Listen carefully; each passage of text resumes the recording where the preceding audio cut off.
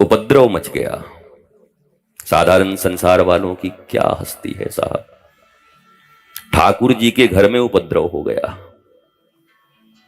1.5 minute के अंदर में भगवान को वनवास, पति का स्वर्गवास, और जिस बेटे के लिए करती वो बेटा जमीन पे रहने के लायक भी नहीं रहा, वो भी गड्ढे खोद कर रहा 14 साल तक व्रत। पर सिर्फ कुछ क्षण का संगति मनुष्य के जीवन में कितनी विपदाएं ला सकती हैं, रामचरितमानस की कथा ये सिखाती है। अगले 2 दिन ईश्वरीय इच्छा रही, हम भी रहे और आप भी रहे तो हम मिलते रहेंगे, और आते ही में काम तमाम हो जाए तो फिर आज ही विश्राम समझो। क्योंकि जिंदगी तो हर पल अंतिम पल है, अंतिम क्षण है। जो बरसों के कार्यक्रम बना के बैठे हैं वही रोते हैं। प्लस संत और साधारण मनुष्य में क्या अंतर है? संत प्रत्येक क्षण को जीवन का अंतिम क्षण समझता है, और उसमें जो श्रेष्ठ कर्म हो सकते हैं वो करने का प्रयत्न करते हैं। मनुष्य माया के बस होकर यह सोचता है कि मैं अमर होकर आया हूं, और सैकड़ों हजारों लोगों को मरते हुए देखने के बाद भी न वो पाप छोड़ता है, न अज्ञानता छोड़ता है, न मोह छोड़ता है, न लोभ कम होता है, न कामनाएं कम होती हैं, न ईर्ष्या कम होती है, न क्रोध कम होता है, और उसका जीवन जमशेदपुर टाटा के स्टील की जो फैक्ट्री है, और वहां लोहे गलाए जाते हैं, मैं देखा तो नहीं, पर वहां जो लोग काम करते हैं उस भट्टी में जिस टेम्परेचर पर लोहे पिघल जाते हैं वहां खड़े होकर के मनुष्य काम करते हैं। कितनी तपस्या है। तपस्या का अर्थ क्या है? जो ताप सहन करता है, टेम्परेचर, गर्मी।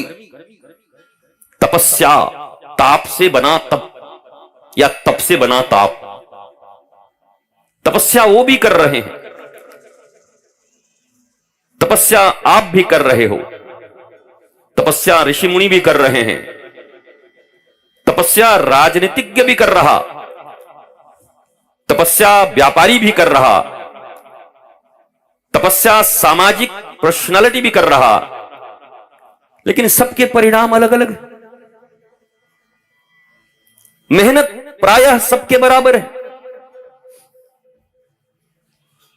कोई तन दुखी, कोई मन दुखी, कोई धन बिन रहत उदास, थोड़े थोड़े सब दुखी भैया, अगर कोई सुखी तो एकमात्र श्री राम का दास। जो श्री राम का दास है वही सुखी हो सकता है, बाकी ताप और दुख सबके जीवन में। तो भगवान राम के दास बने कैसे? प्रश्न ये है। ऐसा शायद ही ये कोई हो जो कहे कि मैं नहीं मानता। यहां जितने लोग बैठे हैं बहुत मानते हैं भगवान को, भगवान को प्रेम करते हैं, पूजाएं करते, उपासना करते, पर क्या कारण है कि आपके जीवन के दुखों का शमन नहीं हो रहा?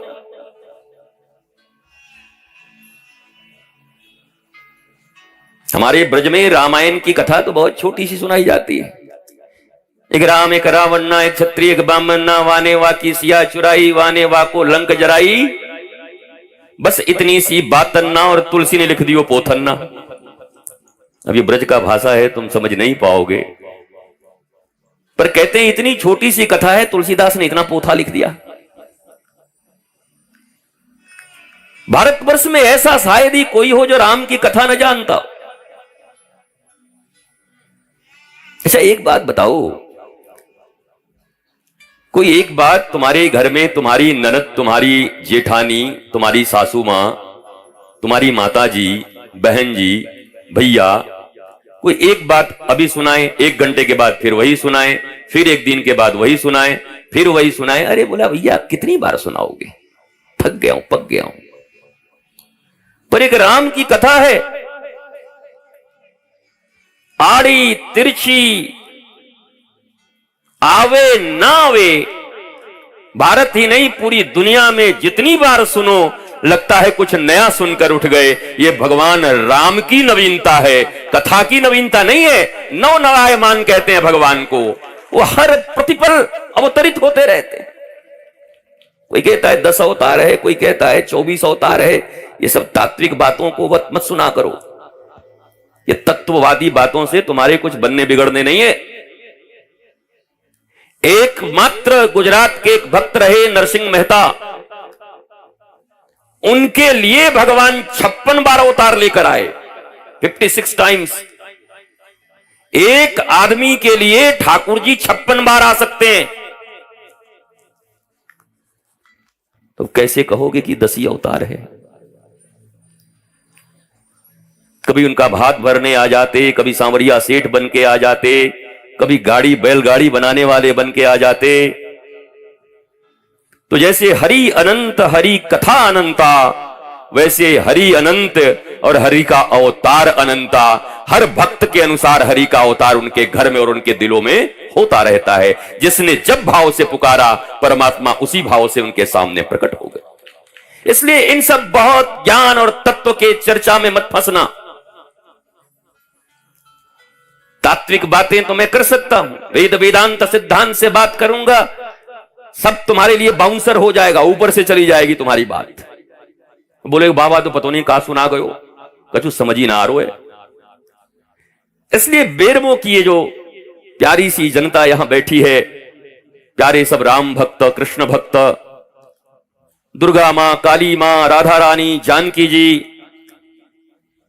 वो एक ही है। गेहूं से बना आटा, आटे से बना रोटी, रोटी कोई पराठा बना लिया, किसी ने पूरी बना ली, किसी ने दल पिट्ठी बना ली। और ये तो बिहार का विभाजित हिस्सा है, तो किसी ने उसमें सत्तू डाल करके बाटी बना दी, लिट्टी बना दिया, और चोखा, वो फिर मत पूछो। एक ही आटा, एक ही गेहूं, उससे बनने वाले इतने इतने चीज। पति को पसंद है रोटी तो बेटा पराठा खाएगा, तो बेटी कहेगी हमको पूरी दे। अलग अलग पसंद है सबके, पर तत्व एक है। ऐसे ही विभेद मत किया करो, राम बड़े, कृष्ण बड़े, शिवजी बड़े, दुर्गा बड़ी, काली बड़ी, जानकी छोटी, राधा रानी छोटी। ये सब अज्ञानी और मूढ़ लोग किया करते हैं। वो एक है, पर वो इतने प्यारे हैं और भक्तों के बस में हैं कि भक्त जिस रूप में कहता है, कोई कहता है ये धनुष बाण हमको अच्छा नहीं लग रहा, तो भगवान कहते हैं मुरली बजाऊं क्या। कोई कहता है मुरली अच्छा नहीं लग रहा, बोला बड़ा डमरू बजा देता हूं त्रिशूल लेके। कोई कहे हमको ये तो तुम अच्छे ही नहीं लग रहे, इसमें हम तो मैया को पसंद करते हैं, बोला अभी हम बन जाते हैं जानकी, हम ही है जानकी, हम ही है राधा। अर्थात तत्व एक ही है, एकमेव अद्वितीयम, वेद कहता है वो एक है, परंतु भक्त की भावना के अनुरूप अनंत अनंत रूप लेकर के अपने प्यारे बच्चों को जैसे माता पिता पूरे जीवन प्रेम करते और संतुष्ट करते रहते हैं। छोटा बच्चा होता है, रोने लगता है, मुझे घोड़ा चाहिए, अब तुरंत घोड़ा कहां मिले, तो श्रीमती जी कहती हैं तब तुम ही हो जी, तुम ही बन जाओ। अब बेचारा बन भी जाता है, भले जज साहब हो बाहर में, पर घर में आदेश हो गया बच्चा रो रहा है तो घोड़ा बन जाएंगे जज साहब। अब बच्चा उस पर टकपक करके बैठेगा, पर जज साहब तो मनुष्य हैं, नेताजी मनुष्य हैं, परंतु अपने शिशु के प्रेम में, अपने बालक के प्रेम में नाना प्रकार के रूप बनाते रहते हैं। कभी वो छाती पे बैठ जाता है, मैं आपको पटक दूंगा, और कहते हैं वाह मेरा मुन्ना जीत गया मुझसे, वाह राजा बेटा जीत गया मुझसे। अब बताओ इतना बड़ा पिद्दा और इतने बड़े 6 फुट के आदमी को हरा पाएगा? पर पिता अपने पुत्र के अनुरूप, मां अपने संतान के अनुरूप बन जाने में ही उसको सुख प्राप्त होता है। ऐसे ही वो एक ईश्वर जिसको जिस रूप में पसंद आते हैं, तो कभी राधा रानी, कभी सीता जी, कभी राम जी, कभी महाराज कृष्ण भगवान, तो कभी लंबोदर गणेश जी बन के आ जाते हैं। अनंत रूप हैं उनके, भक्त जिस रूप में पुकारे भगवान उस रूप में आने को राजी हैं। यही रामचरितमानस से सीख लो बैठे बैठे। बाकी राम जी की कथा सब ठीक है, और रामानंद सागर के बाद और बचा भी क्या है? रामानंद सागर ने दिखा दिया है रामायण में।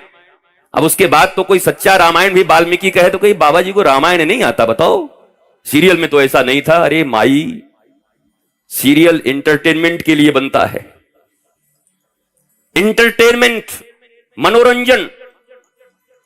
उस सीरियल को बनाने का, उन फिल्मों को बनाने का उद्देश्य यह नहीं होता कि उनके दिल में बहुत भक्ति है और वो सबको भक्त बनाना चाहते हैं, बल्कि दिल का उद्देश्य यह होता है क्या बनाने से ज्यादा हम पैसे बना पाएंगे, कमा पाएंगे। उस कर्म का जो उद्देश्य है वो अर्थ है, धर्म नहीं है। थोड़ा सा धर्म भी हो जा रहा है। धर्म, अर्थ, काम, मोक्ष, ये चतुर्विध पुरुषार्थ हैं सनातन धर्म और सनातन संस्कृति के। खैर, सनातन धर्म और संस्कृति की बातें करना तो मुझे अच्छा भी नहीं लगता कि क्या करूं, वो करने से लाभ क्या है। इतनी बड़ी संख्या में आप सब बैठे हो और सब कहते हो हम सनातनी हैं, सब कहते हो हम राम जी को मानते हैं, हम भगवान को मानते हैं, पर सनातन धर्म के जो 16 संस्कार हैं, अगर उन 16 संस्कारों के नाम भी पूछ दूं तो नहीं बता पाओगे। पालन करने की तो बात छोड़ दो। भारत कभी विश्वगुरु था, भारत में सतयुग था, भारत के लोग आनंदित थे, भारत के लोग बिना एसी के ही बाहर भी ठंडक में थे और भीतर भी ठंडक में थे। आज तो एसी में 16 डिग्री टेम्परेचर करने के बाद भी अगर पड़ोसी के घर में नई गाड़ी आ गई तो छाती में आग लग जा रही है। ये एसी बाहर को तो ठंडा कर सकता है, पर जो ईर्ष्या की भट्ठी अंदर में जल रही है, उस ईर्ष्या की भट्ठी को ठंडक देने वाला एसी कौन सा है? ये डनलप तो आ जाएंगे सोने को, पर नींद कहां से लाओगे? तो भौतिक जगत और आध्यात्मिक जगत, दो जगत होते हैं। मेरी प्यारी माताओं, मैं आपको ही सुना रहा हूं क्योंकि आपकी संख्या ज्यादा है और मैं प्रयत्न कर रहा हूं कि आप जिस भाषा में समझोगे, एक आध दिन तो हमको भी समझते थोड़ी देर लगेगी। आपको देख के हम चेहरा देख के समझते हैं कि समझ आ रहा है कि नहीं। वो कोई ऐसे करे, हाँ हम समझते हैं इसके ऊपर से गया, अब ये तो क्या कर रहा है तो। और कोई देखते हैं ऐसे करके, हम कि हाँ बात बन रही है, अब या मैया को समझ आ रही है ये बात। मैं प्रयत्न करूंगा और मैं ये भी कह रहा हूं, आज घर जाना तो अपने जितने प्रश्न हो लिख करके अपने जेब में डाल लेना, मत पूछना मुझसे। अब जो दादी को लिखने ना आवे बोले तो हम क्या करें गुरुजी, तुम लिखवा लेना पोते से। जो प्रश्न हैं, जो तकलीफें हृदय में हैं और जो लगता है जिसका उत्तर नहीं मिल रहा, इसका उत्तर कैसे ढूंढूं, वो लिखो। और कथा को कथा की दृष्टि से सुनना।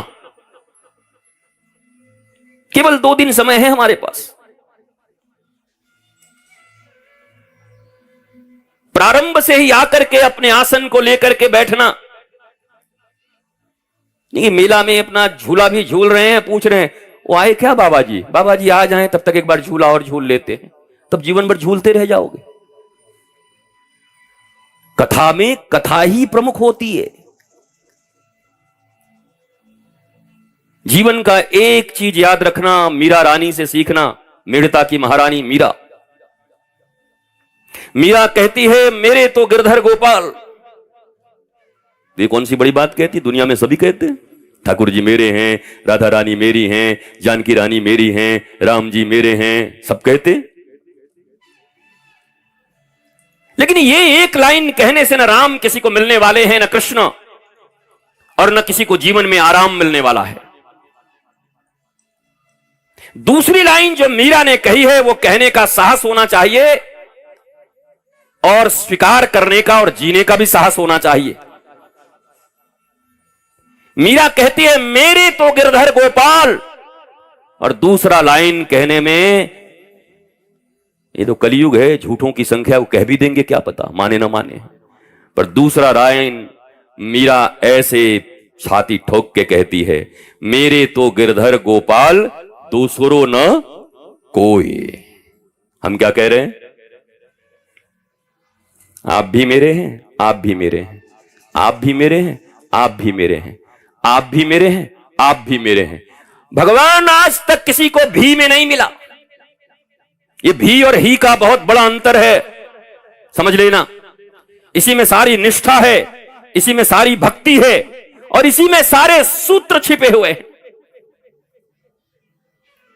भगवान भी मेरे हैं, दुनिया भी मेरा है, वह भी मेरा है, यह भी मेरा है। भगवान कहते हैं हमारे पास इतनी फुर्सत है तुम्हारे जैसे लोगों के लिए, भी में मैं आ जाऊं। बड़े बड़े ऋषि, बड़े बड़े मुनि, बड़े बड़े वेदज्ञ श्रुतज्ञ, अग्निहोत्र हवन इत्यादि करने वाले, जो वर्षों वर्ष तक हवन इत्यादि करके हवन के धुएं से स्वयं काले हो जाते हैं, धुनी ताप ताप करके जिनकी शरीरें सूख जाती हैं, ऐसे तपस्वियों को भी भगवान जल्दी नहीं मिलता। और हम इतना कैजुअली कह रहे हैं तुम भी मेरे हो, ये भी मेरा है। भगवान के द्वार पर जाकर, गुरु के द्वार पर जाकर कभी कोई आज तक ये कहने वाला जल्दी नहीं मिलता कि मैं तुम्हारे लिए आया हूं, तुम मेरे हो। महाभारत का युद्ध इस बात का प्रमाण है। दुर्योधन गया और लाखों सैनिकों को मांग कर ले आया। बड़े बड़े ब्रह्मोस और तेजस मिसाइल राफेल लेके आ गया, और चिनुक सब कृष्ण जी से मांग के ले आया। राफेल भी दे दो, चिनुक भी दे दो, हमें लड़ना है, पांडवों को हराना है। अच्छा सुनो, जो सबसे बढ़िया सैनिक है सब दे दो। भगवान ने कहा सब ले जा, मरेगा पक्का। अर्जुन से पूछा तुम्हें क्या चाहिए? अर्जुन ने कहा मैं आपको लेने आया हूं। और महाभारत का युद्ध और परिणाम इस बात का प्रमाण है कि जिसने कृष्ण से मांगा 99 में से एक नहीं बचे, और जिसने कृष्ण को मांगा 5 में से एक का बाल बांका न हुआ। यह महाभारत का युद्ध प्रमाण देता है। भगवान से मांगे या भगवान को मांगे, यह बात जब तक हमारे जीवन में समझ नहीं आती, इसी को बोध कहते हैं, और इसी को उपनिषदों का प्रतिबोध कहते हैं। उपनिषद जहां शिष्य अपने गुरु के सामने बैठ करके और समर्पण करके, अभी बड़ी प्यारी बात आपने सुनी, यह तन बिस की बेलरी और गुरु अमृत की खान, शीश दिए जो सदगुरु मिले तो भी सस्ता जान, तो भी सस्ता जान, वो तो भी सस्ता जान। यह तन बिस्की बेलरी, बिस्की बेलरी है। दैहिक दैविक भौतिक ताप है। भगवान श्री कृष्ण कहते हैं ये जगत क्या है, बड़ा दुखालयम। विद्यालय में विद्या मिलती है, चिकित्सालय में तुम्हें चिकित्सा मिलती है।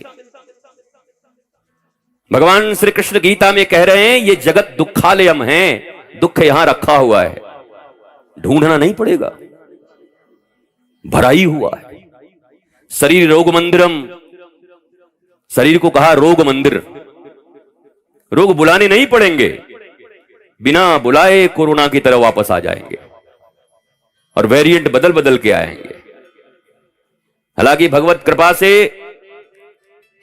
जीवन में ईश्वर के ऊपर जिसका संपूर्ण आस्था हो, और जो हृदय से मजबूत हो उसी को इम्यून सिस्टम बोलते हैं, इम्यूनिटी उसी को बोलते हैं। और कोई इम्यूनिटी नहीं होती जिंदगी में। इम्यूनिटी यही है कि आपके जीवन में विश्वास कितना है। श्वास तो चल रहा है, पर वो विशिष्ट श्वास जिसको विश्वास कहते हैं वो कहीं है या नहीं है, या डावाडोल है, या राजनीतिक पार्टियों के लोगों की तरह रोज बदलते रहते हैं, या कहीं स्थिर है। वह विश्वास जिनके जीवन में था, आपको जानकर आश्चर्य होगा, उस भीषण माहौल में भी हम 300 लोग आश्रम में रहते थे, 300, पूरी परिवार की तरह। और मुझे कहते हुए बड़ा आनंद हो रहा है, 300 में से एक का भी बाल बांका नहीं हुआ, बल्कि उनके परिवार परिजन का भी बाल बांका आज तक नहीं हुआ। सब आनंदित हैं, आह्लादित हैं, मस्त हैं, प्रसन्न हैं। उनका काम था प्रातः उठ करके वृंदावन से प्रवाहित हो रही गुरुदेव भगवान की कथा चल रही थी, अकेले वृक्ष के नीचे बैठ करके 6-6 घंटा मैं बोलता रहता था उन जमाने में। लोग सुनते रहते थे। मैंने कहा था टीवी बंद कर दो और मस्त कथा सुनो वृंदावन की, और हो जाए तो फिर हमें बताओ। धर्म भय का विषय नहीं है, धर्म प्रेम का विषय है। धर्म भीरू नहीं बनते, धर्म प्रेमी बनते। हम में से ज्यादातर लोग डरते हैं, सब डरपोक लोग। इनको कोई डरा दे तो ये डर के मारे पता नहीं क्या क्या कर जाएं। अरे परम पिता के संतान हैं हम। भगवान राम, माता जानकी हमारे माता पिता हैं, हम उनकी संतान हैं। भय कैसा, किस बात का? पर ज्यादातर धर्मों का पालन आजकल भय के कारण हो रहा है। अभी तुमको बुला करके हाथ देख करके कह दूं, अरे तुम्हारे बेटे का तो बड़ा भारी खतरा है, तो मैया हिल जाएगी भीतर से, गुरुजी कुछ तो करो। और तुम भी कहो कि ठीक है, मैं, मेरा परिवार, मेरे पास जो धन संपत्ति है, ये सब किसका है? शहरों में या गांवों में जब कहीं कोई जाता है और कोई अपनी बड़ी मजबूत वस्तु होती है तो जिस पर विश्वास होता है दे के जाता है। बहन जा रही हूं, 3 दिन के बाद लौट के आऊंगी, दे देना। वो 15 दिन के बाद भी लौट करके आए, बोला बहन मेरा वो गहना दे दो, मेरी ज्वेलरी दे दो। तो क्या जिसके पास रख के गई उसको लोभ आ जाता है? बोला देखो बहन, जैसे दी थी वैसे रखा है, ले जाओ मिला लो, तुम्हारा था तुम ले जाओ। इस संसार में तुम्हारे पास बहुत से लोग ऐसे हैं जो अपनी वस्तुएं रख के जाते हैं और फिर आकर ले जाते हैं, तुम्हें कोई दुख नहीं होता, तुम्हें पता है उनका है। मैं आज तक ये नहीं समझ पाया कि इस दुनिया के मालिक तुम खुद को समझते हो? जगत तुम्हारे अनुसार चलता है? तुम जगत के पिता हो या जगत माता हो? कौन हो? कितना अख्तियार है तुम्हारी सांसों पर? एक मां अपने बच्चे को बहुत प्रेम कर सकती है, हृदय से लगा सकती है, चिल्ला सकती है, रो सकती है, परंतु एक्सीडेंट में मर रहे बच्चे को हॉस्पिटल तक ले जा सकती है। पर क्या इतनी शक्ति है कि बचा के ला सकती है, सांसें दे सकती है? वो चिल्ला सकती है, व्यवस्थाएं कर सकती है, पर प्राण लौटा देना और प्राण रख देना ये किसी के वश में नहीं है।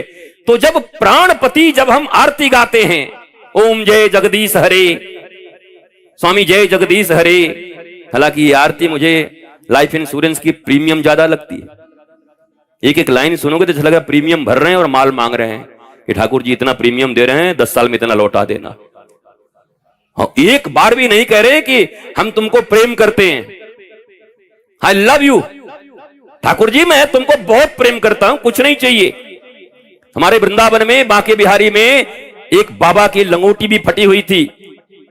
वो जब बिहारी जी के सामने से गुजरते तो मुस्कुराते हुए ऐसे दोनों हाथ उठा कर गया, लाला आशीर्वाद है। एक दिन गोसाई ने पकड़ लिया, बोला तू भगवान से भी बड़ा हो गया, भगवान को आशीर्वाद दे रहा है तू। उस प्यारे साधु ने कितनी प्यारी बात कही कि हमारे सुबह से शाम तक छोटे से 7 साल के कन्हैया और ये दिल्ली, चंडीगढ़ और पूरे आसपास से वृंदावन में लोग भरे रहते हैं, सुबह से शाम तक मांगते ही रहते हैं। लाला बेचारा छोटा सा थक जाता होगा, इसलिए मैं जाते जाते कहता हूं, लाला मस्त रहना, आनंदित रहना, मुझे बस चाहिए तो तेरी मुस्कुराहट चाहिए और कुछ नहीं चाहिए। भगवान की ऐसी बातें सुनकर गोसाई जी लोगों ने कहा, बाबा तू ठीक है, तू ठीक है, गलती है गो, तुम रोज हमारे लाला को आशीर्वाद दे दियो, तुम हमारे लाला को आशीर्वाद देके जाना, कृष्ण को आशीर्वाद देके जाना। दिल्ली यूनिवर्सिटी से कुछ छात्र आए हुए थे, दर्शन कर रहे थे। अब छात्र तो छात्र आजकल के, वो 2 लाइन अंग्रेजी क्या पढ़ लें कि अपने आप को लॉर्ड मैकेले की मम्मी और लॉर्ड मैकेले की मौसी समझने लगती हैं, चाचा समझ लेते हैं सब अपने आप को। सब मैकेले के गुलाम बैठे हैं यहां पर हम सब। अरे एक बात ध्यान से सुनो भारतवासियों, इंग्लैंड का कोई बच्चा अगर हिंदी ना बोले, उसको बोलना ना आए, तो उनके देश में उसके लिए उसको शर्मिंदगी नहीं उठानी पड़ती, क्योंकि अंग्रेज लोग हिंदी बोलेंगे भी तो कैसे बोलेंगे, हे मैन कहां जाता है, क्या खाता है, क्या करता है।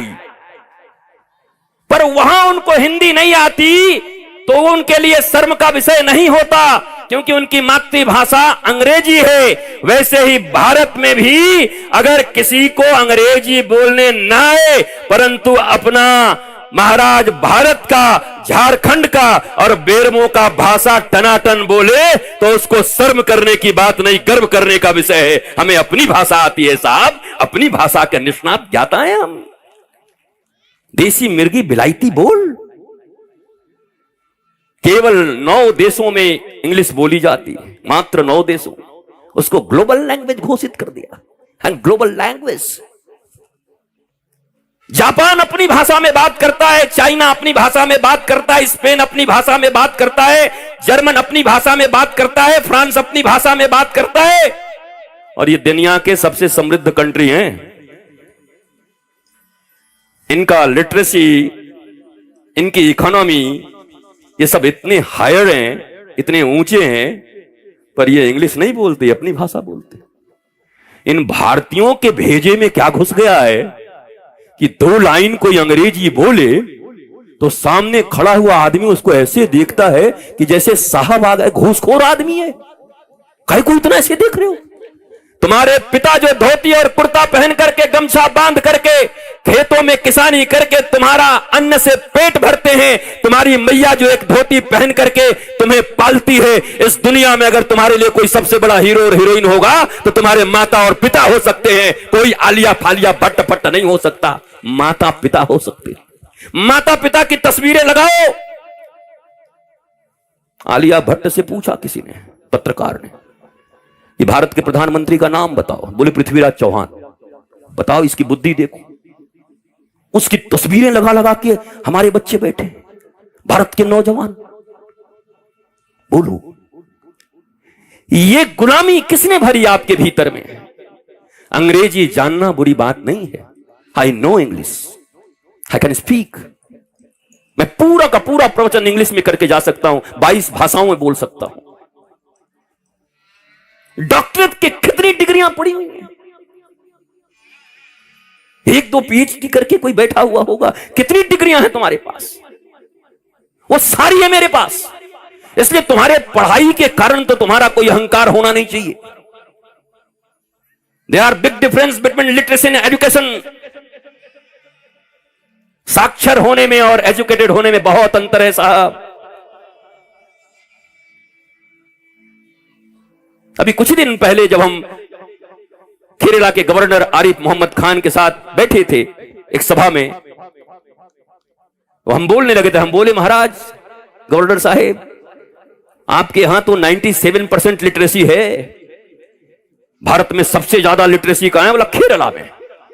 और आपको जानकर आश्चर्य होगा कि जहां सबसे ज्यादा शिक्षा, लोग कहते शिक्षा शिक्षा शिक्षा। अरे कौन सी शिक्षा? क्या ये अंग्रेजों की दी हुई गुलामी की शिक्षा? किस विद्या की बात करते हो? हमारे शास्त्र कहते हैं सा विद्या या विमुक्तये। विद्या वो है जो मनुष्य को मुक्ति देती है, मरने के बाद नहीं, जीते जी जो स्वतंत्र हो जाता है, बंधनों से मुक्त हो जाता है, आनंदित हो जाता है, उसको विद्या कहते हैं, उसको शिक्षा कहते हैं। वो शिक्षा कहां है तुम्हारे पास? वो शिक्षा सनातन के पास थी, वो शिक्षा गुरुकुलम में थी, सब समाप्त हो गए। और आप केवल वो 2 लाइन अंग्रेजी बोलने वाली। और गांवों में तो मत पूछो, गांव की एक मैया कहेगी हमारा चिंटू अभी 2 साल का है, बिल्ली देख के कैट कैट कैट करता है, छाती फुला के बोल रही है ऐसे। लोग कितना अभिमान है इसको। बगल वाली करम मेरा वाला भी 1.25 साल का है और कुत्ता देख के डॉग डॉग करता है। हम बोले भारत में माताओं के अहंकार करने के ये विषय हो गए कि कौन कैट कह रहा है कौन डॉग कर रहा है, ये अहंकार का विषय। जिस देश में 5 साल की उम्र में ध्रुव जैसे बालक को जिनकी सौतेली मां ने हाथ पकड़कर बाहर कर दिया और उनकी माता ने कहा कि तू चिंता मत कर, रो मत, वो सौतेली नहीं तुम्हारी अपनी मां है। अरे बोला उसने मेरी बेइज्जती कर दी, पिता के गोद में बैठने से मुझे रोक दिया।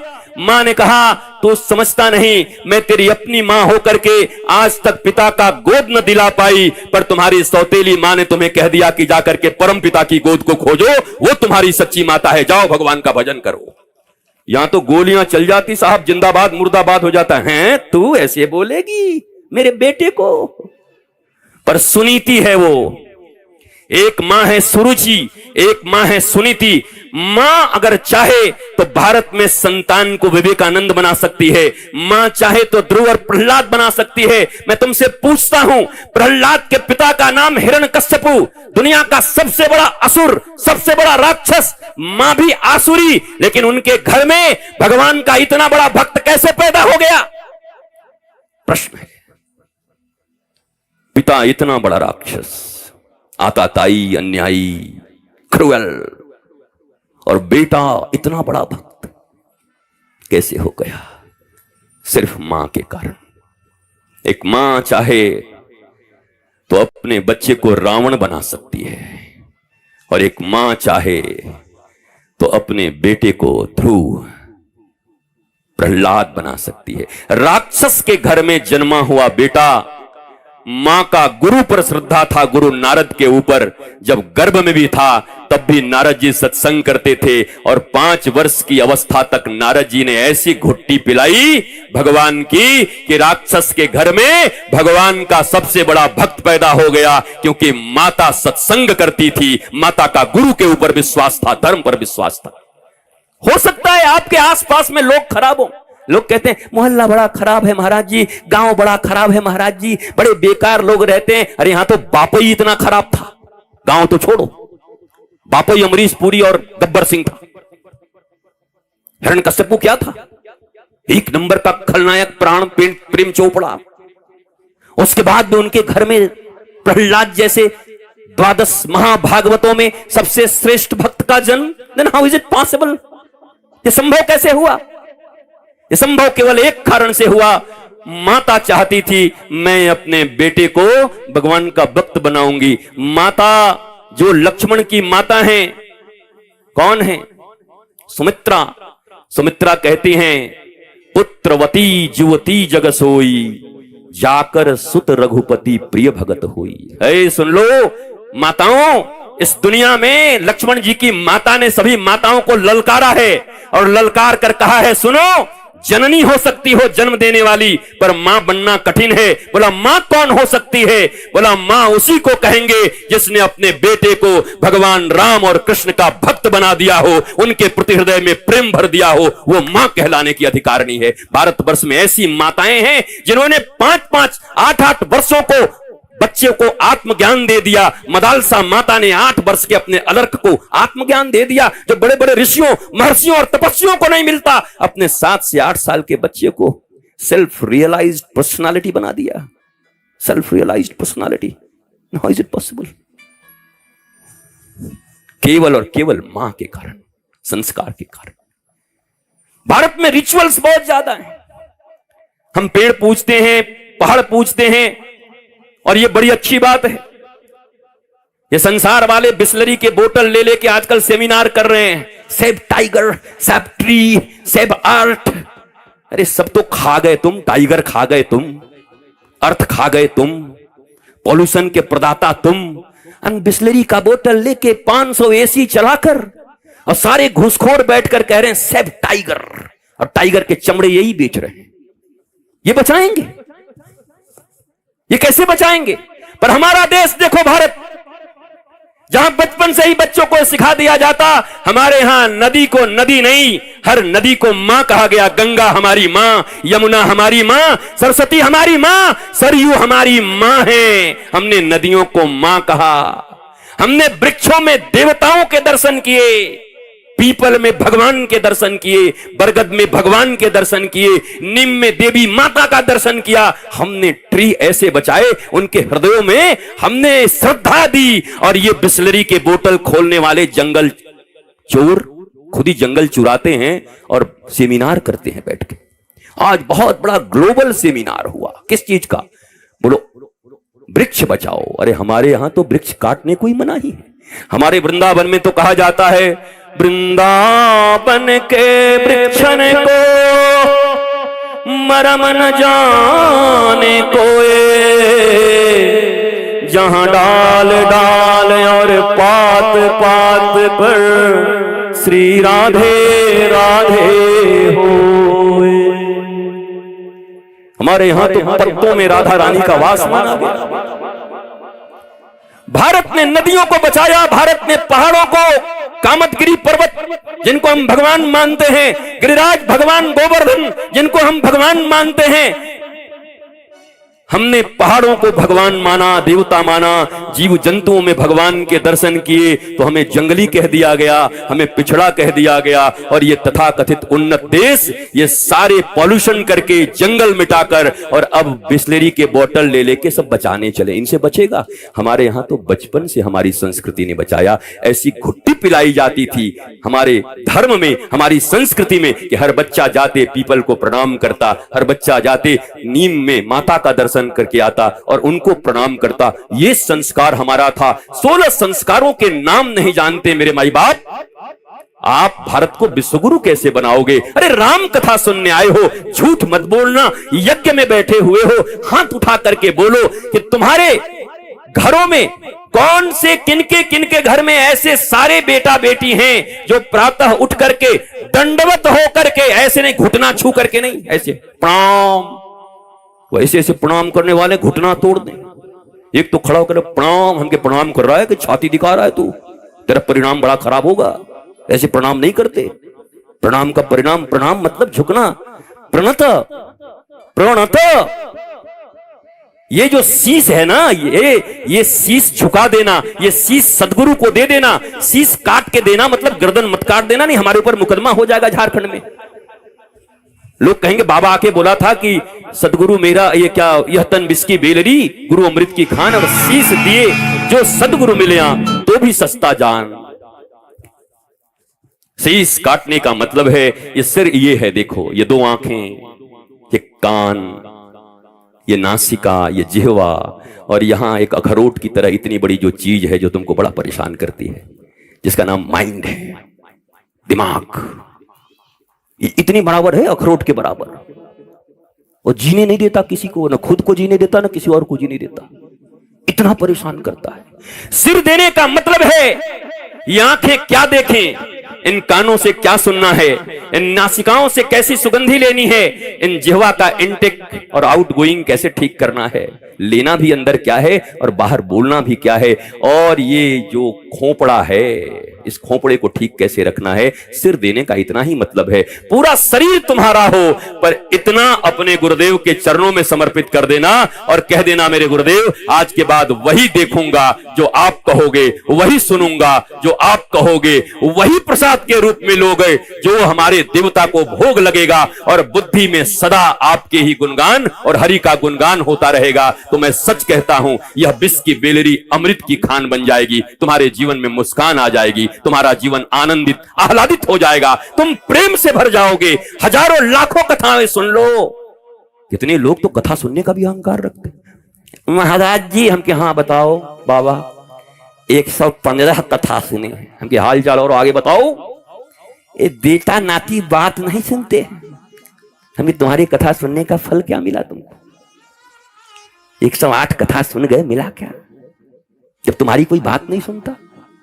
ये वो देश है जिन रामायण को लेकर के, भगवान को लेकर के यहां बैठे हो और रामायण की कथा सुनने बैठे हो। इस रामायण में ही लिखा हुआ है, प्रातः काल उठ के रघुनाथा, मातु पिता गुरु नावहि माथा। ये हमने तो नहीं लिखा, कि हमने जोड़ दिया आगे से लाके। रघुनाथ कौन है? स्वयं भगवान होकर के पहले जब सुबह सुबह प्रातः भगवान उठते हैं तो 3 काम उनके हैं। माता के चरणों में प्रणाम करते हैं दंडवत होकर के, पिता के चरणों में प्रणाम करते हैं और गुरुदेव के चरणों में प्रणाम करते हैं। झूठ मत बोलना, हाथ उठाकर बोलो। तुम्हारे घरों में कितने संतान हैं और कितने घरों में दंडवत होकर के तुम्हारे, अब माई को एक भी अच्छा नहीं, कितनी माताएं करें चलो चलो ये बाबा बहुत उल्टा सीधा बोलता है। क्यों? चोट लग गई। तुम्हारे बेटे तुम्हारी बात नहीं सुनते, तुम्हारी बेटियां तुम्हारी बात नहीं सुनती, तुम गलियों में और मोहल्लों में उनका निंदा करते चल रहे हो। अरे मैं तुमसे पूछता हूं, कई बार मैंने सुना है कोई कहता है मेरा बेटा तो बड़ा अच्छा था, पर जब से 3 महीने से चुड़ैल आई हमारे बेटे को उड़ा के ले गई। इतने पैसे खर्च के चुड़ैल लाई थी कि बहू लाई थी? तुम्ही तो लाई थी ना। और मैं फिर एक प्रश्न करता हूं तुमसे, 9 महीने तक पेट में तुमने रखा, 20-21 साल तक उंगलियां पकड़ करके तुमने चलाए, क्या संस्कार की घुट्टी पिलाई कि 3 महीने में कोई लेके उड़ गई चुड़ैल? ये कैसी भाषा है? क्या ये भारत है? तुमने क्या संस्कार दिए? जब वो गीली मिट्टी की तरह था तो उसको क्या सिखाया? जब वो हरे बांस की तरह था तो उसको कैसे मोड़ा? क्या उस समय संस्कारों के प्रति उसको जागृत किया अपने? तब तो जब कोई संत महात्मा द्वार पर आते तो कहते ट्यूशन पढ़ रहा है बाबा जी, छोड़ दो। अब ट्यूशन पढ़ करके तुमको ट्यूशन पढ़ा रहा है वो जवानी में, अब तुम खुद पढ़ो ट्यूशन। उस समय अगर कह दिए होते बेरमो के लोगों, आज भी उठा करके आते समय कहते हैं चल रोज तेरी पढ़ाई देख ली, आज तो वृंदावन से बाबा आ रहे हैं, आज चल करके संस्कारों की कथा सुन और संस्कारों की कथा सुन करके अपने माता पिता और भारत की सेवा करना सीख जा। यही सबसे बड़ी रामायण की कथा है, यही मनुष्यता है और यही भारत में जरूरत है, यही घरों में जरूरत है, यही माता पिता और परिवारों में जरूरत है। ये चाहिए। हाथ नहीं उठे तुम्हारे, एक बच्चा तुम्हें दंडवत होकर प्रणाम नहीं करता, न माता को, न पिता को, न गुरु को, और राम कथा सुनने आए हो, रघुनाथ की कथा सुनने आए हो। तो बाबा भी बुक हो जाते हैं आजकल। तो बगल में ये करा दे कि बाबा ने इसको कराया तो कल कोई और बाबा को ले आएगा कि हम 20 लाख वाले बाबा को ले आएंगे। खैर हमको तो पैसे से तुम क्या खरीदोगे और पैसे से क्या कथा कराओगे, और जो पैसे से कथा करे वो कथा भी कैसा करेगा। विद्या बेटी होती है और पुत्री को बेचते नहीं है, पुत्री को कभी बेचते नहीं है। जैसे माइक बुक किया, जैसे टेंट बुक किया, जैसे कैमरे बुक किए, वैसे बाबा भी बुक करके ले आए और सोच रहे हो ज्ञान मिलेगा। अहंकार इसी का है दुनिया में, यही अहंकार चल रहे हैं। उसने वो लाया तो हम इसको लाएंगे, सुनना नहीं है। प्रातःकाल उठ के रघुनाथा, मातु पिता गुरु नावहि माथा। और हमारे यहां क्या चल रहा है? प्रातःकाल उठ के अनाथा, मोबाइल में मारही माथा। वहां प्रातःकाल उठ के रघुनाथा, मातु पिता गुरु नावहि माथा, और ये अनाथ सुबह सुबह उठ करके मोबाइल में ऐसे करके देखे, तो लाल लाल से आया हुआ है, उसमें लव यू आया हुआ है, थोड़ी देर में हेट यू आएगा, और शाम को आएगा आई किल यू। तुम्हारी बुद्धि हरी हो जाएगी। Love you, leave you, kill you, मरोगे ऐसे ही, पूरी जिंदगी मर रहे हो। मोबाइल में जिंदगी घुस गई है। मोबाइल अच्छी चीज है, उसमें अच्छी चीजें भी हैं, उसका प्रयोग करना सीखो।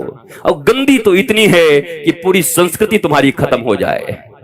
इतनी न्यूडिटी है कि एक दिन में भारत का विनाश हो सकता है। तुम्हारे बच्चों के हाथ में, मां अपने बच्चों को ठीक से पाल नहीं पाती तो मोबाइल हाथ में दे रही है। आप थोड़ी लज्जा करो, शर्म करो। अपने ही हाथों अपने बच्चों का गला घोंट रहे हो। और कितनी माताएं, महाराज जी अभी 2.5 साल का है, यूट्यूब खोल लेता है, हम कुछ और भी ना खोल ले, देख लेना। बुद्धि तुम्हारी हरी हो जाएगी कुछ दिन के बाद।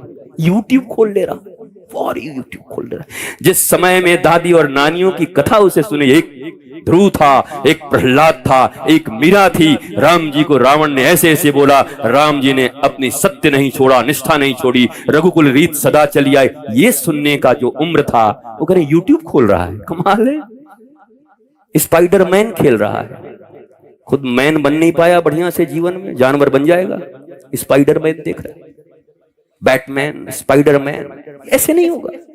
अब तो भगवानों को भी कार्टून बना दिया। हनुमान जी कार्टून सो, हनुमान जी कार्टून, कार्टून तुम्हारा बाप। हनुमान जी कार्टून नहीं है, हनुमान जी महापुरुष हैं, हनुमान जी भगवान के अवतार हैं, साक्षात शिव हैं, कार्टून नहीं है। वो कार्टून हो गए हनुमान जी, हनुमाना कार्टून। भारतीयों की बुद्धि इतनी दूषित हो गई। रास लीला जहां जीवात्मा और शिवात्मा का मिलन है, जीव और शिव के मिलन को महारास कहा जाता है, वहां गली मोहल्लों में अगर कोई बच्चे बच्ची कहीं चले गए, उनके अगर कुछ शारीरिक आकृतियां बिगड़ गई तो कहते हैं आजकल रासलीला चल रहा है। ये भारत की अवस्था है। अपने ग्रंथों का इतना अपमान, अपने ईश्वर का, अपने अवतारों का इतना अपमान, इतनी निर्लज्जता के साथ इसी समाज में लड़के लड़कियों के मिलन को रास लीला कहा जाता है। कभी रास सुना है? कभी रास की परिभाषा जानी है? ये डंडे उठा करके डांडिया करके और कहते हो महारास हो गया। कहां लिखा है डांडिया करके महारास करना? किस ग्रंथ में है बताओ मुझे। जागरण कर रहे हैं। कौन सी जागरण कर रहे हो भैया?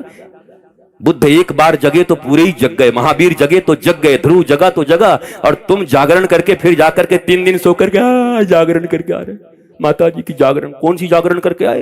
जिंदगी तुम्हारी झंड हो गई, उसके बाद भी तुम जागरण। जागरण का अर्थ होता है चेतना का जागृत होना। जागरण का अर्थ होता है अज्ञानता का विनाश होना। बी नॉलेजफुल, नॉलेजफुल बनो। धर्म का अर्थ है ज्ञान तुम्हारे भीतर आए। अज्ञानता तुम्हें बार बार रुलाएगी। कितनी भी पूजाएं कर लो, पाठ कर लो, यज्ञ कर लो, हवन कर लो, पर जीवन में रावण की तरह ज्ञानी रहोगे तो 1 लाख पूत 1.25 लाख नाती, ता रावण घर दिया न बाती। रावण से ज्यादा कोई वेदज्ञ नहीं था, कोई श्रुतज्ञ नहीं था, कोई भी रावण से ज्यादा हवन करने वाला नहीं था। उसके बाद भी घर में एक बालक बालिका नहीं बचे, खुद भी नहीं बचा, नाश हो गया। क्यों? पूजा करने का तो परिणाम अच्छा होना चाहिए ना। पर रावण को पूजा ले डूबी, रावण की उपासना ले डूबी उसे। यह जरूरी है, पर इसमें एक ही निष्ठा की जरूरत है। प्रेम करो ईश्वर से, डरो मत। मैंने कई बार देखा नवरात्रा में लोग पूजा रखते हैं, कहते हैं पूजा में गड़बड़ी हुआ ना तो दुकान में आग लग जाएगी। दुर्गा जी का सब काम खत्म हो गया है, अब वो आग लेकर के इनके दुकान में आग लगाने आएंगी। उनका और कुछ काम नहीं है। कमाल करते हो यार, अज्ञानियों की तरह बात करते हो। अरे किसी संत से पूछो, किसी ऐसे वेदज्ञ श्रुतज्ञ जिन्होंने पढ़ा हो अपने गुरु परंपरा से, उनके पास जाओ। 4 महीने तक ये हारमोनियम तबले लेकर के और 1.5 महीने में हमारे यहां भी भागवत कहने की ट्रेनिंग होती है। आ जाओ वृंदावन में, तुम्हें भी भागवती बना दूंगा और 2 हारमोनियम और 1 तबला दे दूंगा। उसके बाद देश भर में कमाओ खाओ, हो गया तुम्हारी जिंदगी। न तुम्हारी जिंदगी बनेगी। अंधा गुरु बहरा चेला, मांगे गुड़ तो देवे ढेला। दोनों को नरक में भी ठेलम ठेला, नरक में भी जाओगे तो ठेलम ठेला होगा। गुरु का अर्थ होता है ज्ञान। गुरु का अर्थ होता है जो तुम्हें अंधकार से प्रकाश की ओर ले जाए। गुरु का अर्थ होता है तुम्हारे भीतर में जिन प्रश्नों का उत्तर आज तक तुम्हें नहीं मिला, उन प्रश्नों को सहजता के साथ, मित्रता के साथ, हंसाते हुए, आनंदित करते हुए रसगुल्ले खिला के ज्ञान दे दे तुम्हें, फल खिला के ज्ञान दे दे तुम्हें। उनको सदगुरु कहते हैं। गुरु और सदगुरु में बड़ा अंतर है। गुरु का अर्थ इतना ही है जो तुम्हें मार्ग बता दे। मान लो अगर कोई बेरमो में आकर के पूछे भैया, अब कोई कह दे बाएं तरफ, तो गुरु तो वो भी हो गया। ठेका का रास्ता बता दिया और वो ठेका में गया पी के मुझको यारों, ये कैसा गुरु था? परिवार बर्बाद करा दिया। जिसने राह बता दिया वो गुरु है, पर जिसने राम और कृष्ण का राह बता दिया वो सदगुरु है। इसलिए गुरु हजारों हो सकते हैं, पर सदगुरु कभी कभी पृथ्वी पर आता है, जो केवल राम और कृष्ण से तुम्हें जोड़ता है, जो तुम्हें सत्य से जोड़ता है। राम और कृष्ण से जोड़ने का मतलब है आराम। जीवन में जिसने कह दिया जिसको चाहिए आराम, उसको कहना होगा आओ राम, आओ राम, मेरे जीवन में आओ राम। उसके जीवन में आराम ही आराम, नहीं तो हराम है जीवन। याद रख लेना, जिनके जीवन में राम है। पर राम रामो विग्रहवान धर्म। श्रीमद् वाल्मीकि रामायण कहती है कि राम चलते हुए धर्म हैं। जब स्वयं भगवान हो पृथ्वी पर और स्वयं सदगुरु चल रहे हो तो उन्हें धर्म की भाषा पढ़ाई नहीं जाती, उनको चलता हुआ धर्म माना जाता है। वो चलते हुए धर्म है। राम को धर्म सिखाने का प्रयत्न जो करे वो राक्षस है, क्योंकि राम तो चलते हुए मूर्त धर्म है। इसलिए जब अर्जुन को समझ में नहीं आया, अर्जुन कंफ्यूजन में था, मैं क्या करूं, मैं लड़ूं कि नहीं लड़ूं, मेरे दादाजी हैं, मेरे गुरुजी हैं, मेरे फलाने जी हैं, मेरे अपने लोग हैं, मुझे नहीं लड़ना, मुझे नहीं जाना, मुझे धन के लिए लड़ाई नहीं करना। कृष्ण जी ने कहा तुम्हें करना पड़ेगा। आज के युग में ऐसा कोई मिले तो बोले बताओ चेला इतना बढ़िया है, बेचारा लड़ना नहीं चाहता, ये गुरु बड़ा बेकार आदमी है, ये लड़वा रहा है। कृष्णम वंदे जगत गुरु। अर्जुन लड़ना नहीं चाहता, कृष्ण कह रहे युद्ध करो।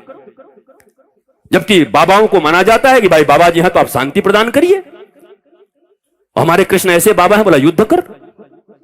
वो अर्जुन समझता ही नहीं था कुछ भी दिखाए, क्योंकि अर्जुन की एक तकलीफ थी, वो ममेरे फुफेरे भाई थे तो ज्यादा समझता नहीं था, ज्यादा क्लोज हो गया था। अति परिचय अवज्ञात। कभी कभी जब अति परिचय हो जाता है ना तो तुम महापुरुष को नहीं पहचान पाते, तुम भगवान को भी नहीं पहचान पाते, तुम गुरु को भी नहीं पहचान पाते। अति परिचय बड़ा तकलीफ भी दे देता है, पहचानता ही नहीं था।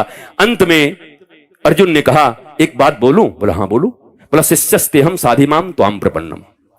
न तुम भगवान बनो मेरे लिए, न तुम फुफेरे और मेरे भाई बनो, न मैं तुम्हारा जीजा बनो और तुम साले बनो। एक काम कर दो। क्या? बोला मैं तुम्हारा शिष्य बन जाता हूं, तुम गुरु बन जाओ कृष्ण। क्योंकि अगर मुझे समझना है तो गुरु के द्वारा ही समझना होगा। भगवान के रूप में मैं तुम्हारी बातें नहीं समझ पा रहा हूं। तब श्री कृष्ण ने अर्जुन को अपना शिष्य बनाया। गीता तो ये कहती है, तुमने तो पढ़ा है नहीं कभी। गीता में अर्जुन शिष्य बने और अंत में भगवान ने कह दिया सुन, तेरी समझ में बात नहीं आएगी, मैं समझाते जा रहा हूं तो उल्टा करते जा रहा है। अब एक अंतिम बात कह रहा हूं। बोला हाँ प्रभु, 3-4 बात मुझे समझ में नहीं आ रही, एक फाइनल बात बोलो, क्या मानना? गुरुजी एक बात जो कहोगे मान जाऊंगा, वचन दे रहा हूं। तो भगवान ने 18वें अध्याय में कहा सर्वधर्मान परित्यज्य माम एकम शरणम व्रज अहम त्वा सर्व पापेभ्यो मोक्षयिष्यामि मा शुचा। ऐ सुन, अब एक बात केवल सुन, सर्वधर्मान परित्यज्यम, जितने भी धर्म है दुनिया के, जितनी भी ड्यूटीज है, सबका परित्याग कर और मेरी शरण में आ। जिंदगी में कोई भी पाप तुझसे होने वाला होगा तो उस पाप से रक्षा का और तुझे आनंदित रखने का वचन तेरा गुरु श्री कृष्ण कृष्णम वंदे जगत गुरुम दे रहा है। और अर्जुन आकर के समर्पित हो गए, फिर पूछने की जरूरत ही नहीं पड़ी। समर्पण बड़ी चीज है। तुम समर्पण नहीं करते, तुम आधे अधूरे हो। इस दिल के टुकड़े 1000 हुए, कुछ यहां गिरा कुछ वहां गिरा। तुम किसी के हो ही नहीं, किसी के बनो तो अच्छे से। तुम तो थोड़ा थोड़ा मान रहे हो, इतना इतना मान रहे, इतना सा मानो तो पूरा मानो, फॉलो करो तो पूरा फॉलो करो। और याद रखो, फैमिली डॉक्टर की तरह अगर जीवन में गुरु भी मिल जाएं और विश्वास हो गया तो ऐसी कोई समस्या नहीं जिसका समाधान उनके पास न हो। ऐसा कोई आज तक बंधन नहीं बना जिसकी कुंजी सदगुरु के पास न हो, वो खोल न सके। वो तुम्हें चाबी पकड़ा देंगे, अपने बंधन को तुम ही खोल सकते हो, लेकिन तुम्हारा समर्पण पक्का होना चाहिए, विश्वास पक्का होना चाहिए। दशरथ जी के जीवन में कष्ट आया। सुनो, राम जी के पिताजी के जीवन में इतना बड़ा कष्ट आया। एक बार भूपति मन माही भयो गलानी मोरे सुत नाही। ग्लानी हो, इन्फीरियरिटी, ओ मैं बुढ़ा हो गया, मुझे पुत्र नहीं हुआ, मेरी जिंदगी बेकार हो गई। अब ध्यान देना बेरमो के लोगों, जब दशरथ जी के जीवन में दुख उपस्थित हुआ, कष्ट उपस्थित हुआ, तकलीफ आई, तो एक बार भूपति मन माही भयो गलानी मोरे सुत नाही। तो क्या किए? मौसा घर गयो महिपाला, फूफा घर गयो महिपाला, दोस्त के घर में गयो महिपाला, मंत्री जी के घर में गयो महिपाला, मुख्यमंत्री के घर में गयो महिपाला। कहां गए? एक बार भूपति मन माही भय गलानी मोरे सुत नाही। तो दुनिया में कोई याद नहीं आया। और दशरथ जी क्या किए? गुरु गृह गयाऊ तुरत माही पाला, गुरु गृह गयाऊ तुरत माही पाला। चरण लागे करे विनय विशाला, विनय विशाला, विनय विशाला, विनय विशाला। एक बार भूपति मन माही, भयो गरानी मोरे सुत नाई। यहाँ वहाँ कहीं गए नहीं महिपाला, गुरु गृह गया, गुरु गृह गया, तुरत महिपाला, तुरत महिपाला। और हम कहां जाते हैं? क्यों छापड़िया? कुछ गड़बड़ी हो तो साले साहब को पुकारते हैं, साला बताएगा इनको। और गुरु कहां गए? अब राम जी को तो हम बहुत मानते हैं, राम जी हमारे प्राण हैं, और राम जी के पिताजी जो कर रहे हो तुम करने को राजी नहीं हो। उनके जीवन में ग्लानि उपस्थित हुई, कंफ्यूजन आया, तो उसको कंक्लूड करने के लिए अपने गुरु के द्वार पर गए। और गुरु जी ने कहा, धरहु धीर हुई है सुत, तू एक मांगने आए थे, 4 दे के भेजा। दोस्त के पास जाओगे तो पहले ही इतना रो देगा कि तुमको मन करेगा कि 10 रुपए इसको और दे दे, भले ही तुम उधार में हो। कितने चालू हो गए आजकल से। तुम्हारे जाने से पहले ऐसा रो देंगे, माँ का हार्ट अटैक आ गया, और माँ अंदर में बढ़िया रसगुल्ला खा रही है और समोसा, वो कह रहा हार्ट अटैक आ गया। वो आदमी भी सोचता भाई रहने दे, तू ले ले 20 रुपए हमसे, नहीं चाहिए हमको। गुरु गृह गए तुरंत महिपाला, जहां से सार्थक संवाद के द्वारा सार्थक हल मिले। अरे टेम्पररी इलाज से नहीं होगा, ये पेन किलर खाते खाते किडनियां खराब हो जाएंगी तुम्हारी। आज तो बहुत अच्छा लग रहा है, दवाइयां खा रहे हो, थोड़ा सा पेन हुआ, पेन किलर खा लिए, हो क्या रहा है अंदर में पता है? मरोगे पक्का, कोई बचाएगा नहीं। ये पेन आ कहां से रहा है? ये दर्द उठ कहां से रहा है? What is reason behind this? Cause क्या है? तो जो सद्गुरु होते हैं वो कारण के ऊपर हमला करते हैं, कारण का निवारण करते हैं। किस कारण से इसके जीवन में दुख आया, उस कारण का निवारण करते हैं। ये दोस्त, ये मित्र, ये परिवार, ये रिश्तेदार, ये नातेदार, ये संसार, ये सब तुम्हें टेम्पररी रेमेडी देंगे, टेम्पररी रिलीफ दे सकते हैं। लेकिन अगर परमानेंट रिलीफ चाहिए, अगर निराकरण चाहिए, फिर जीवन में वो दुख दोबारा ना हो, वो ताप न सताए, तो किसी ज्ञानी सदगुरु के चरणों में जाना और पूछना, हे गुरुदेव भगवान, ऐसा दुख उपस्थित हुआ है, मुझे क्या करना चाहिए? और विश्वास रखना, उन्होंने जो कह दिया उस वचन पर, और चल कर देखो। मैं आज भी इस भरे हुए पंडाल में कहता हूं, कोई भी ऐसा करके देखो, तुम्हारे जीवन की समस्या की। और ये कोई चमत्कार नहीं है, he is knowledgeful, he is living master. केवल दाढ़ी और चुंदी बढ़ा करके नहीं घूम रहे, वो व्याख्या करने के लिए नॉलेजफुल मास्टर। वेद वेदांत सिद्धांत, जिन्होंने इस शरीर के साइंस को भी जाना है और जिन्होंने आध्यात्मिक विज्ञान को भी जाना है, material science and spiritual science both, वो दोनों के मास्टर हैं। He is scientist, he is doctor. ये मत समझो बाबा जी आ गए हैं, बाबा जी आ गए हैं। तुम में से जितने लोग बैठे हो, ये जितने भी ग्रेजुएट के यहां विद्यार्थी हैं, तुमको केमिस्ट्री, फिजिक्स, जियोलॉजी और बायोलॉजी तो मैं पढ़ा सकता हूं, पूरी तरीके से बिठा के तुम्हारे क्लास कर सकता हूं। जितने ग्रेजुएट बीएससी के छात्र जितने, सबको पढ़ा सकता हूं।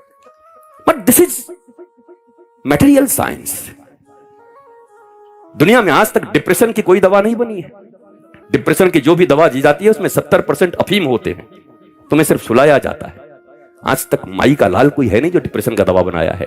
तुम्हारे डिप्रेशन बढ़ते जाएंगे। इस दुनिया में डिप्रेशन और तनाव तभी दूर हो सकता है। सुनो, इस दुनिया में तनाव में वही हैं जो 2 नाव पर हैं। जिन्होंने सदगुरु के एक नाव पर अपना कदम रख दिया, उनके जीवन में तनाव नहीं, आनंद होता है। उनके जीवन में राम होते हैं, आराम होता है, प्रेम होता है, शांति होती है, मस्ती होती है।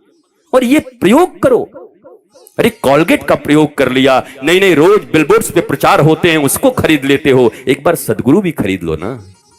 जैसे मीरा कहती है, माई डी मैंने गोविंद लीनो मोल, मैंने इसको मैंने मोल में खरीदा है, इसको खरीद लिया है गोविंद को। माई पूछी कितने में? बोले खरीद लिया, कहीं जा नहीं सकता, आप मोल दिया है मैंने। 42 साल तक मीरा रोती रही, कृष्ण कृष्ण करती रही। इतना दुख मीरा के जीवन में लिखा है, अगर मैं जान जाती कि प्रीत किए दुख होए, तो नगर ढिढोरा पीटती प्रीत न करी हो कोई। पर 42 साल की उम्र में मीरा की भाषा बदल जाती है। क्यों बदल जाती है मीरा की भाषा अचानक? जो मीरा इतना रोती है दुख में, वो क्यों 42 साल के बाद बदल गई? 42 साल के बाद एक दिन नाचने लगी अचानक, और नाच कर गाने लगी क्या? पायो जी मैंने राम रतन धन पायो। किसने दिया? वस्तु अमोलक दिन मेरे सदगुरु, वस्तु अमोलक, वस्तु अमोलक दीन मेरे सतगुरु। मीरा कहती है मैं 42 साल तक रोती रही, आज मुझे मेरे सदगुरु मिले और मुझे इतना अमूल्य वस्तु दे दिया कि अब तो पग घुंघरू बांध मीरा नाची रे। कबीर एक बार मीरा के घर गए मीरा को देखने के लिए, तो वो मोहल्ले वालों से पूछा, बोला मीरा कहां मिलेगी? बोला अच्छा वो पगली बावरी पागली है। बोला हाँ हाँ वही वही वही। अंदर गई तो सास बैठी थी, बोला मीरा कहां मिलेगी? मीरा कुलनासी। बोला हाँ वो कुलनासी। और भीतर कबीर गए तो लोग कहे मीरा भाई बावरी, सास कहे कुलनासी रे। और कबीरा भीतर जाई के देखा तो पग घुंघरू बांध मेरा नाची रे। वो तो मौज से नाच रही थी गोविंद के प्रेम में। दुनिया पागल कह रहा था, कोई कुलनासी कह रहा था। अरे हमसे तुमसे अच्छे तो ये फिल्मी दुनिया वाले लोग जानते हैं जिन्होंने ये गाना लिख दिया। कुछ तो लोग कहेंगे, लोगों का काम है कहना, छोड़ो बेकार की बातों में कहीं बीत न जाए बेरमों की ये सुंदर राम कथा की रहना। इसलिए मन लगा करके राम कथा सुनो, इधर उधर के चर्चा में मत रहो। और जब भी यहां आओ तो परिवार वालों के साथ आओ, पर आते के साथ छोड़ दो पीछे। बोलो तुम उधर बैठो मैं इधर बैठू, पति इधर पत्नी उधर, दिखे नहीं। दिखेगा तो कचकच हो जाएगा। तुम्हारा बहुत मन होगा तो पत्नी का कुछ हो सकता है, घर में कुछ बना के आई आलू चप, वो कथा से जा रहा उधर उसका ध्यान लगेगा, तुमको ऐसे करके राम जी बन गए क्या? आज ही ऋषि बन जाओगे, चलो। इसलिए जब आओ एकांत बैठो, न मित्र के साथ बैठो न परिवार के साथ बैठो, क्योंकि किसी दिन तुम्हारी बात जम जाएगी सदगुरु के साथ, ठाकुर के साथ। और अगर कोई मंथरा जैसी बुद्धि वाली हो सकता उस दिन रही तो जमेगा नहीं, सब बर्बाद हो जाएगा उसी दिन। आबाद होते होते बर्बाद हो जाओगे। इसलिए जीवन में कथा सुनने का नियम यही है, जितासना, पहले आसन को जीतो। हमारे पांव फ्रैक्चर हैं, देखो पांव टूटा हुआ है, उसके बाद मैं इतनी लंबी यात्राएं कर रहा हूं। डॉक्टर कह रहा है गुरुजी क्या करोगे, जान दे दोगे अपना? हमने कहा भाई अब वही रघुकुल रीत सदा चली आई, प्राण जाए पर वचन न जाए। हमने भी अनूप को वचन दिया है, अब प्राण रहे चाहे जाए, मैं जाऊंगा तो जरूर, चाहे कुछ भी हो जाए। वचन तो नहीं तोड़ूंगा, कुछ हो जाए वचन नहीं तोड़ूंगा। बिल्कुल परमिशन नहीं है किसी डॉक्टर के द्वारा, मतलब सब परमिशन के बाहर मुझे जाना है और राम कथा करेंगे। तो मुझे पक्का विश्वास है इस दुनिया में आज तक भगवान राम से बड़ा वैद्य कौन हुआ है? वो तो शरीर के रोग तो छोड़ो, दुनिया के हर रोगों की दवा उनके पास है। राम कथा करके ही सबसे निरोगता पाई जा सकती है, सुन के भी और कह के भी निरोगता पाई जा सकती है। पर सुनो तो दिल से सुनो।